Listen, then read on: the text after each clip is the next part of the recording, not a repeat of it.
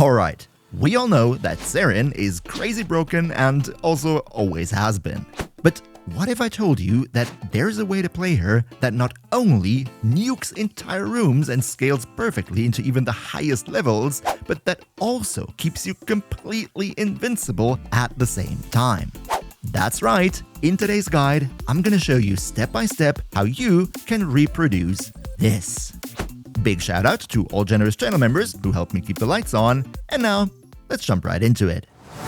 You know the drill, as with all the Warframe guides on my channel, the first thing we're going to talk about is Saryn's skills. Starting out with her passive, which is actually pretty useful because it makes that all the status effects dealt by Saryn last 25% longer. And believe me, we're going to deal a lot of status effects, so this is going to come in really handy.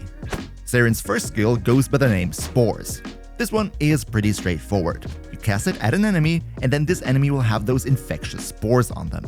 While the enemy is affected by the spores, they will continuously take corrosive damage, which you also see in the bottom right corner, that is going to scale up over time. Also, these spores will constantly inflict corrosive status effects to the affected enemies. Now, when you go and hit the infected parts of the enemy body with your weapon's fire, or you kill an enemy that is affected by spores, then the spores on that enemy are going to spread to nearby enemies in a quite large AoE. This way, you can easily spread the infestation throughout the entire room. The duration is technically infinite, however, if all the enemies die and there are no enemies with spores on them left, then the accumulated damage is gonna tick down really quickly, so you want to make sure to always keep at least one enemy infected at any given time.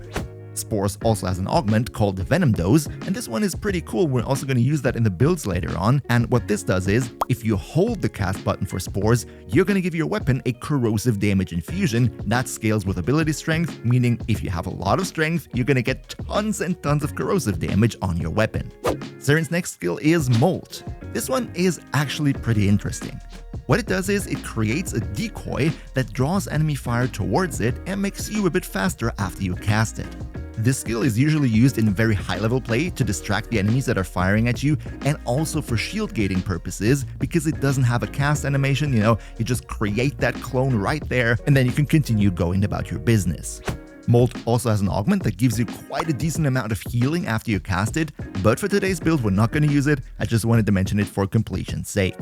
Okay, let's now talk about Saryn's third skill, Toxic Lash, and this one is really interesting because it has quite the complicated mechanics. What Toxic Lash does on paper is, it infuses your weapons with toxin damage. However, in reality, it kinda works quite a bit different. First of all, yes, when you hit an enemy with your normal weapon, you will also simultaneously deal toxin damage. But this toxin damage from Toxic Lash counts as separate damage instants, meaning it is not really infused on the weapon. It's like an invisible second strike for every weapon hit that you do that scales with your weapon's damage, but deals pure individual toxin damage to the enemy. This is very cool because it gives you the advantages from both sides, right? You get the scaling from your weapon, but also it doesn't interfere with your elemental combinations and proc priority, all that stuff. It's just a really good skill, and you should have that on all the time. There's also an augment called Contagion Cloud, which creates toxin clouds when you kill enemies that deal damage over time, and I think this is definitely an augment you should have if you like to play Saryn. However, for today's build, we're not going to use it. Just also wanted to mention it. I think this is actually pretty good though. And finally, we have Saryn's 4, which goes by the name Miasma. This one is actually pretty straightforward. You press the button and then you deal viral damage in a big AoE, also force proccing one viral status effect. This, in and of itself, is already great for viral priming every enemy in the entire room. But in addition to that, it also has a nice little synergy with her first skill, the Spores, which is that every enemy affected by Spores, when you cast Miasma, will take drastically increased damage, and if they die from that damage while Miasma is on, they will also spread the Spores. So this can be used, for example, for room nuking purposes. Okay. So much for the skills. But before we jump into the whole build itself, I first want to take 1 second to explain what the actual build concept today is, because it's gonna get a bit complicated and I really need you to bear with me, otherwise you're gonna lose track of what's going on. So, what we're gonna do today is none of the traditional Saryn builds that we all know and love, right?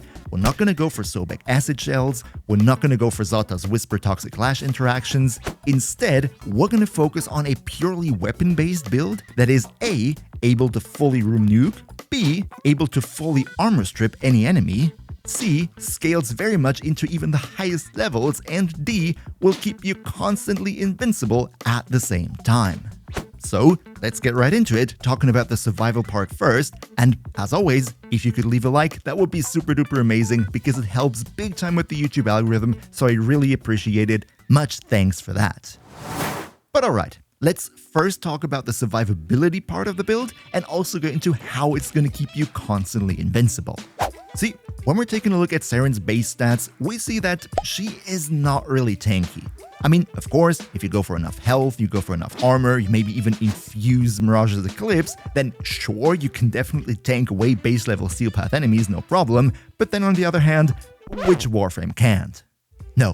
As it stands right now, if you want to play Saryn into the higher levels where her damage really starts to kick off, you have to go for shield gating. And the baseline approach for this has always been to use her second skill Molt to create that clone to distract the enemies and at the same time combine it with Brief Respite so that the energy spent on the Molt cast would then translate into more shields for you, and that would then re-trigger the shield gate and so on and so forth. The problem with this is, though, that this is kind of an unchill playstyle, right? You need to constantly recast Molt, you always just get that 1.4 seconds of invulnerability, and if you get caught up in a weird situation, it can easily happen that you just get one-hit nuked away. My solution to this problem is the, in my opinion, best melee weapon in the entire game at the moment, and that would be the Rakta Dark Dagger. What's so special about this? Well, the Rakta Dark Dagger has a special weapon trait which makes that whenever you deal damage to an enemy that is affected by radiation, 5% of the damage that you deal will be converted into shields for you.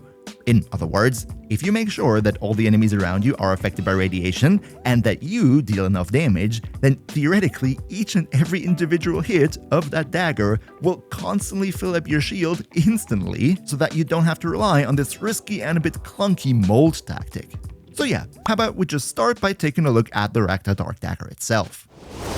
As I just said, 5% of the damage you deal to radiated enemies will be converted into shields for you. And the big kicker about this is that not only the direct hit damage of that dagger counts, all the damage that is linked to the dagger counts into this shield regeneration. And yes, that also includes damage over time effects like Toxin, like Slash, and even gas damage over time clouds. All of the constant DOT that you deal with that in the entire room, all that also counts into the shield leech from the Rakta Dark Dagger. So, how can we use that to our advantage here? See, what is essential here is that we use the Melee Arcane Melee Influence. What this does is, whenever you trigger a melee electricity status effect with one of your melee hits, you have a 20% chance to spread all the different damage types that are on the dagger to all the enemies around you. So, in other words, if we put radiation, gas, and electricity on the Rakta Dark Dagger, that means once we deal an electricity status effect, both the radiation and the gas are being spread to all the enemies around you, so that first, they are all affected by radiation, enabling you to leech their shields, and second, the gas clouds that it creates will deal constantly damage over time that also counts as dagger damage, and therefore constantly recharges your shields all by itself. This way, staying at maximum shields and constantly recharging them is super convenient. This right here would be the Rakta Dark Dagger build. So far, nothing special. We added radiation, gas, and electricity, and this one will be the main tool of your survivability. But okay, so much for the survivability part. This was already pretty cool. But now, it gets even better as we take a look at how we're going to take away all the armor from the enemies in the entire room, because this is equally spicy. When it comes to armor reduction, the first and obvious choice would naturally be Saryn's Spores, right? They deal corrosive damage over time, and it's super easy to spread them in the entire room. And yeah, that's true, the Spores will greatly help with reducing enemy armor. However, they do have a bit of a problem. Since they strip away the armor through corrosion, they might work well on normal enemies, but when it comes to the big ones, like Acolytes, like Kuvaliches, who have limitations as to how many status procs of the same type they can have, with corrosive alone, you're not gonna get that far. So, what are we gonna do? Introducing a mod called Amalgam Argonac Metal Auger. This one is a specific mod that only fits on the Argonac Grimoire rifle, and what it does is, when you have the Argonac equipped with this mod, then all hits from daggers reduce the enemy armor by a set amount. This one is very special because it does not count as a status effect, it also doesn't count as an ability or something, so all those big, seemingly resistant to armor reduction foes can easily be full stripped by just hitting them with a dagger while having the Argonac with that mod equipped. And the really cool thing here is, just like previously mentioned with the Shield Leech, also here, gas clouds and the damage over time that they deal will all count as individual dagger hits, and therefore, as long as you have enough gas clouds everywhere, the enemy armor is just gonna instantly melt away because they presumably quote-unquote get hit by daggers so often in such a short period of time. So yeah, these are the two pillars of armor reduction that we have. First, we cast the Spores, of course, because they're great and they naturally help. And then we get the additional armor reduction through Amalgam Argonac Metal Auger at the same time. This right here would be my Argonac build. You really don't need more than that, but I should mention though that this tactic of using Amalgam Argonac Metal Auger, I didn't come up with that myself. I saw that in an old KnightmareFrame video, so shoutouts to you for figuring that out. Good, so now we're almost done with all the peripherals. Before we get into the Saryn build itself right now though, let's quickly take a look at the Archon shards first, because I think it makes more sense this way. What I did here is I used two normal blue ones to give me more maximum energy, because this way we will get enough maximum energy to do everything we need to do with this build without having to use a flow mod, effectively opening up one mod slot for Saryn's build. That is really nice. Then I added two red ones for more ability duration. If you don't want to do that, you don't have to, and the build is still going to do exceptionally well, but I personally just like to have my buffs up a bit longer, so these came in really handy. And finally, I have one Tau Forged Green Archon Shard that increases the maximum amount of corrosive stacks per enemy from 10 to 13. Why am I doing that? Well, remember that I said that one part of our armor stripping is going to be through corrosive? Well, with a standard maximum of 10 corrosive procs per enemy, we can only take away 86% of the enemy armor by corrosive alone. With this shard though, we increase that to 13 stacks, which translates into 98% armor reduction. Now, you might say, why 98? Why not use two normal green shards to increase that to 14 stacks so you could actually full strip with corrosion alone? And the simple answer to this is, from the next update on, we're gonna get a big rework to enemy armor, and the armor is gonna be capped in such a way that there will barely be any noticeable difference in enemy damage reduction between 100% armor reduction and just 98%. So I think with the future in mind, the smarter way to go about it would be one Tau Forged Green one to only consume one Archon shard slot instead of burning two just to get that 2% extra armor reduction. But alright, let's finally talk about the Saryn build, shall we? First off, with this setup, the Rakta Dark Dagger is going to be our best friend. So in the aura, I put Steel Charge to give us a bit more damage for it. Then, since this is mainly a weapon buffing build, we need a lot of ability strength so that the buffs we're going to apply to the dagger will be much stronger. That's why I went with Umbral Intensify, Blind Rage, Power Drift, and Molt Augmented as one of the two arcanes. This gives us a nice chunk of ability strength.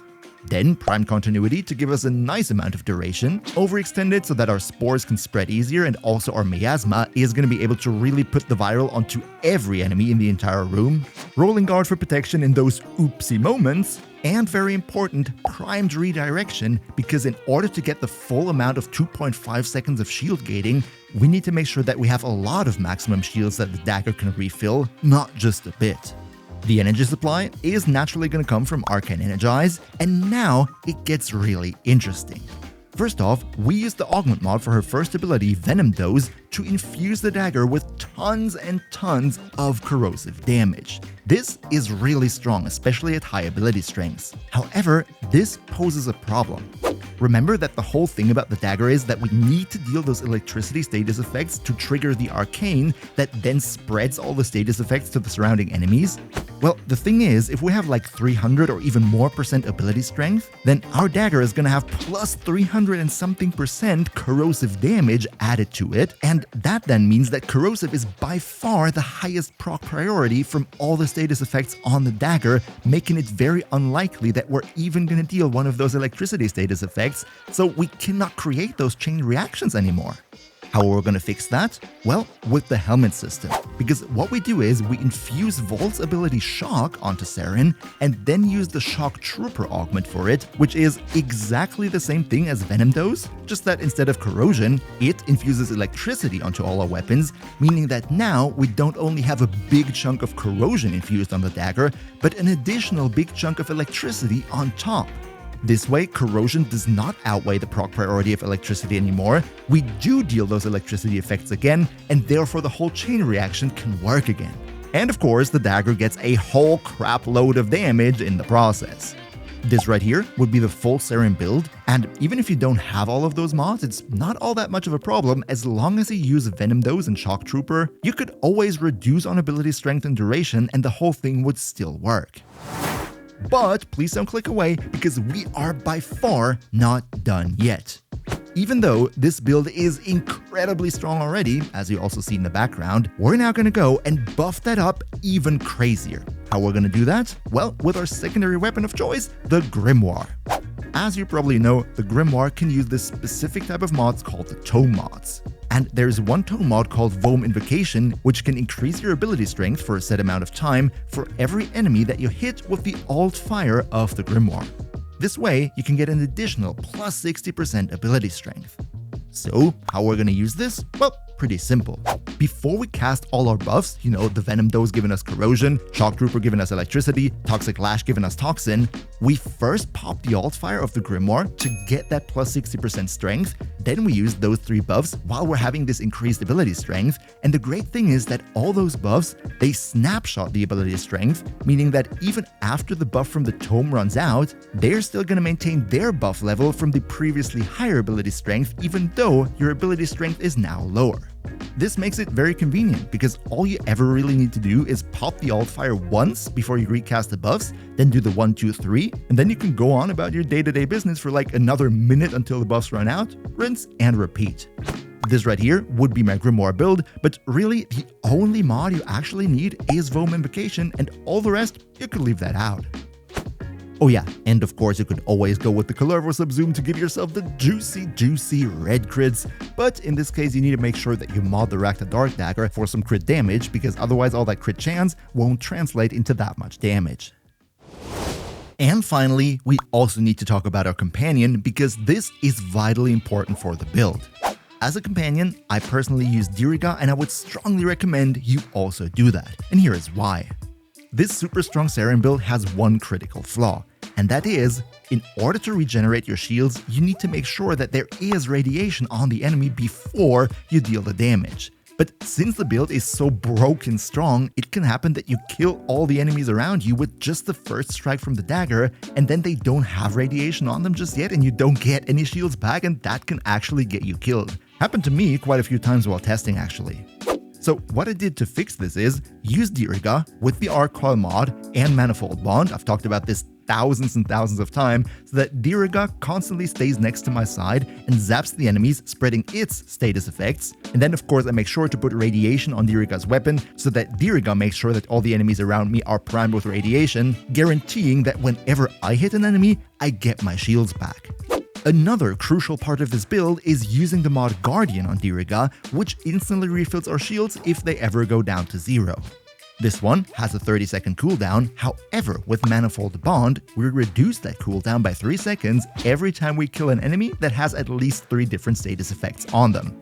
With this, theoretically we wouldn't even need the Rakta Dark Dagger, and Diriga alone could keep us alive. And even though that's super amazing already, Diriga does another nice little thing for us, which is freezing all the enemies around us so that they can't even really attack us in the first place. How we're gonna do that? Well, pretty simple. First off, we give him Assault mode so that he can actually attack the enemies with his very weapon. Then we use duplex bonds so Diriga can create up to 3 clones of itself that also attack enemies. And as a weapon, we use the Verglass, which is a cryo beam weapon that inflicts tons and tons of cold status effects. This right here is a kind of unfinished but still perfectly capable Verglass build, which gives me tons of status chance, fire rate, multi-shot, and, very important, Shivering Contagion, which makes that whenever an enemy takes a cold status effect, there's a chance that this one spreads to all the nearby enemies. So with Diriga and all of his clones constantly dealing cold status effects to different enemies, those cold status effects then spreading the cold even further to enemies, that makes that all the enemies around you are probably constantly frozen, unable to do a thing to defend themselves. By the way, this right here would also be the Diriga build that I run in the background, and I really cannot understate how absolutely broken Diriga is on this build, because he just gives us so much convenience, support, and protection. And by the way, if you're playing Warframe solo, then definitely also check out this video right here for helpful tips on how to dominate Warframe as a single player. Another big shout out to Niels V, Demon Orzel, Demon Emperor, Emperor Prime, Nos Linux Gaming, Lycan Shepherd, Turtlepeer, Pepperwolf, Ondakanio2, Misfire DX, and all other generous channel members for your continuous support. We see each other, hopefully in the next one, and until then, as always, good loot.